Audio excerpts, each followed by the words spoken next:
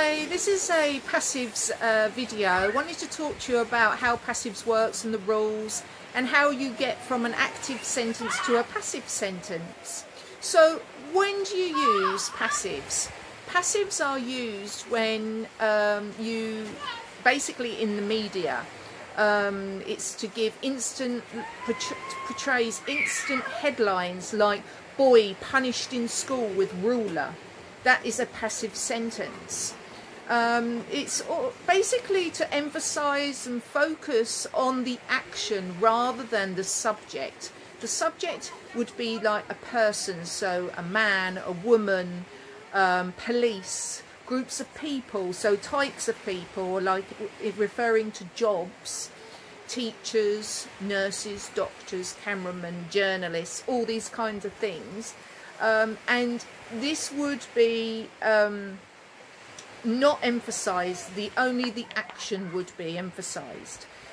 So the form of a passive is to be verb plus the past participle. So the to be verb is the present tense, the past tense and the future tense. So you would use in the present am, are and is. In the past tense you would use was and were. In the future tense you would use will be. Okay, so the past participle is basically a word that's emphasised in the completed action form. So like eaten, drunk, written, learnt. Words like this, that's a completed action in the past. To identify then a passive sentence is to use the word by. So if you do want to, you can make an identification of who actually did the action by placing the word by at the end of a passive sentence. So the boy was punished by the teacher. This would then become also passive because it has the word by and identifying the person. You don't always have to identify the person when you have words like someone, a person, like words that are general and that are it's not actually specifically specifying a person. So I'm going to give you an example sentence. I'm going to give you an active sentence, which is going to show here. Alex buys some sweets in the shop. Alex buys some sweets in the shop. Okay, so firstly, this is our active sentence. Firstly, we have to identify which is the object and which is the subject. So which is the object? The object is sweets. The subject, what is the subject? The subject is the name Alex, because Alex is a boy, is a person. Okay, so we have subject, verb, and then we have the object.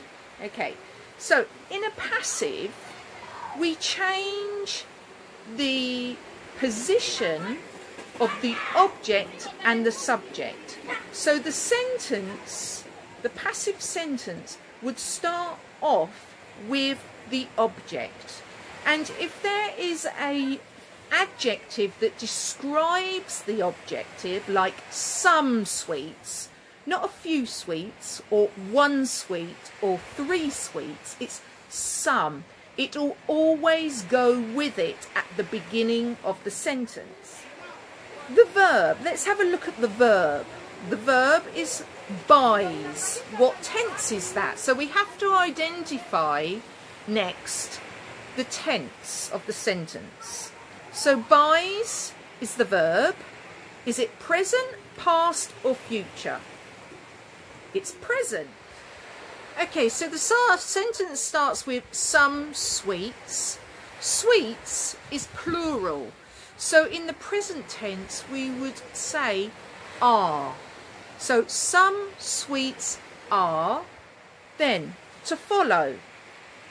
Buys. We need the past participle of buy.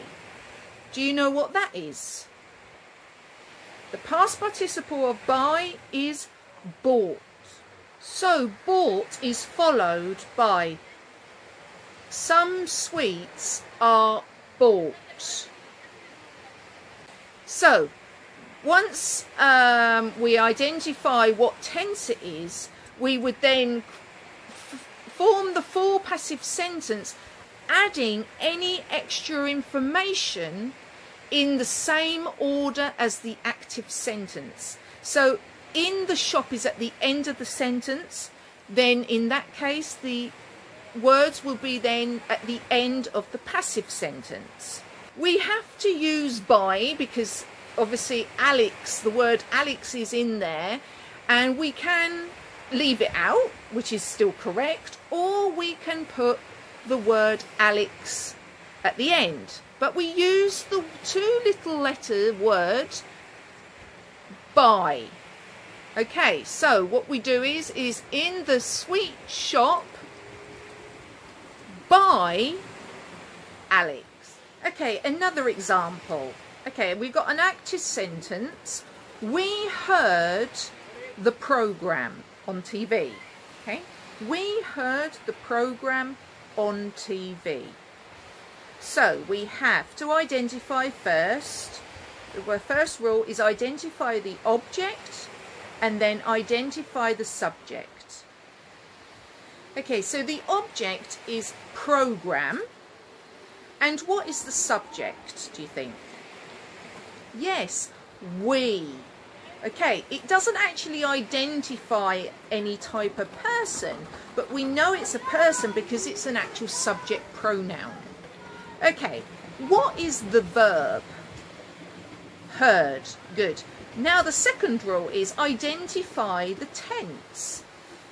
So what tense is the verb heard? Yes, it's the past tense. Okay, so the first part of the sentence would be the program on TV. So the program is the object, and you take the word the because it's a determiner and goes with the word program. So we would have the program on TV. Now we had the verb heard that's in the past tense, and we agreed that the to be verb for plural is were. So the program on TV were. Now were doesn't go correct, we realise, because program is not plural. Okay, we is plural, but the program is not plural. So actually were is not correct. It would actually be was.